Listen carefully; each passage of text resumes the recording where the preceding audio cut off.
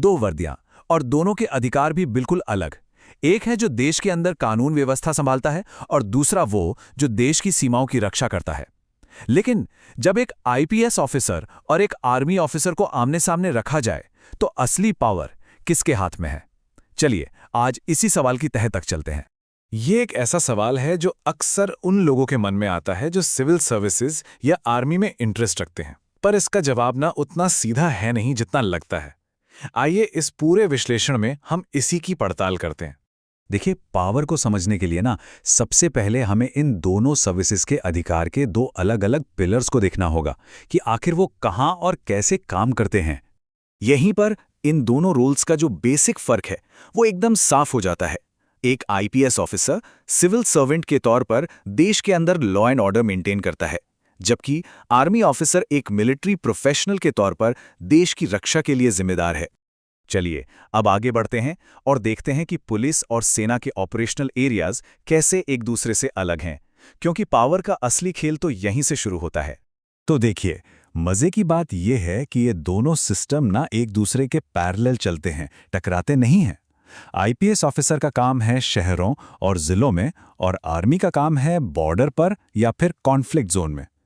मतलब normal situation में police की मिलिट्री बेस में कोई एंट्री नहीं, कोई अधिकार नहीं, और आर्मी भी सिविलियन एरिया में तब तक दखल नहीं देती जब तक कि सरकार खास तौर पर उन्हें बुलाए नहीं।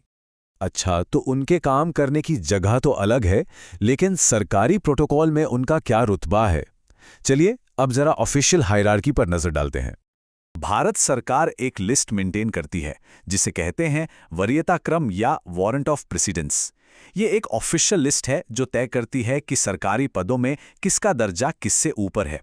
ये फॉर्मल सम्मान और प्रोटोकॉल के लिए बहुत जरूरी होती है।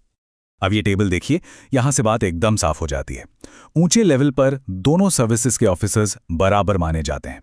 जैसे किसी भी स्टेट का जो डीजीपी होता है ना, वो आर्मी के लेफ्टिनेंट जनरल के बराबर होता है, और जो आर्मी चीफ हैं उनका दर्जा तो कैबिनेट सेक्रेटरी के बराबर है, जो कि सरकार में सबसे ऊंची पोस्ट में से एक है। तो प्रोटोकॉल के हिसाब से देखें तो कोई किसी से बड़ा नहीं है। लेकिन कहानी में एक ट्विस्ट है। जैसा कहते हैं ना, ऑफिशियल प्रोटोकॉल हमेशा जमीनी हकीकत या प्रैक्टिकल पावर को नहीं दिखाता। तो असल में पावर का खेल कैसे चलता है? तो चलिए अब सीधे मुद्दे पर आते हैं और देखते हैं कि असल दुनिया के अलग अलग हालात में इन दोनों ऑफिसर्स का अधिकार कैसे बदलता है। सबसे पहले एक बिल्कुल नॉर्मल सिचुएशन की कल्पना करते हैं। एक शहर या राज्य जहां सब कुछ शांति से सामान्य रूप से चल रहा है। आम नागरिक जीवन में एक आईपीएस ऑफिसर की पावर बहुत साफ और डायरेक्ट दिखती है। वो पुलिस फोर्स को कमांड करते हैं, गिरफ्तारी के ऑर्डर दे सकते हैं और पब्लिक ऑर्डर बनाए रखते हैं। सोचिए, एक बड़े राज्य का डीजीपी लाखों पुलिस वालों की फोर्स को कमांड करता है। अब सीन को पूरी तरह से पलट देते हैं।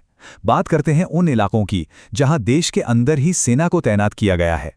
यहां पावर का पूरा इक्वेशन ही बदल जाता है। और ये बदलाव आता है AFSPA की वजह से, यानी armed forces special powers act. ये एक ऐसा कानून है जो सेना को डिस्टर्ब्ड एरियाज में असाधारण शक्तियां दे देता है। AFSPA के तहत जैसे कश्मीर या नॉर्थ ईस्ट के कुछ हिस्सों में आर्मी ऑफिसर का ऑपरेशनल अधिकार सबसे ऊपर हो जाता है। उनकी शक्तियां वहां की लोकल पुलिस से भी ज्यादा हो सकती हैं, क्योंकि उस इलाके में सबसे बड़ी जिम्मेदारी उन्हीं की होती है। तो हमने दोनों पहलू देख लिए, तो फिर फाइनल फैसला क्या है? कौन है ज्यादा पावरफुल? जैसा कि अब तक शायद साफ हो गया होगा, इस सवाल का कोई सीधा सा जवाब नहीं है। तो सबसे बड़ी बात यह है कि पावर पूरी तरह से सिचुएशन पे डिपेंड करती है। सिविलियन एरिया में आईपीएस ऑफिसर और मिलिट्री ऑपरेशंस में आर्मी ऑफिसर। असल में इन दोनों सिस्टम को एक दूसरे का कॉम्प्लीमेंट करने के लिए बनाया गया है, एक दूसरे से कंपटीशन करने के लिए नहीं। एक देश को अंदर के खतरों से बचाता है तो दूसरा बाहरी खतरों से।